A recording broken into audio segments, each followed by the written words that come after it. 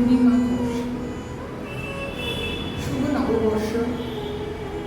সবাই আপনারা ভালো থাকুন এবং ছোটরা ভালো থাকুন, আনন্দে থাকুন, শরীরের দিকে যত্ন করবে। ডেফিনেটলি এই বছরটা যেন দারুণভাবে কাটে, সুন্দরভাবে কাটে। আচ্ছা, এবার আমি একটা দরকারি কথা বলছি।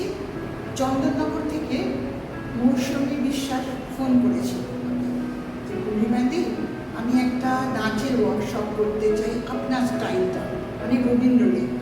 কেন? খুব ভালো কথা, খুব ভালো কথা। চন্দননগরের ছেলে মেয়েদের আমি যদি শেখাতে পারি আমার ওই রবীন্দ্র নৃত্য স্টাইলটা, আমি ধন্য, আমি চাই।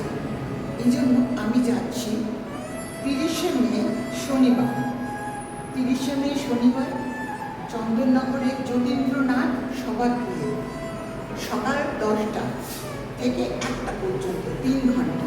এটা 6 ঘন্টা হলে ভালো হতো, কিন্তু আমার দ্বারা সম্ভব নয়।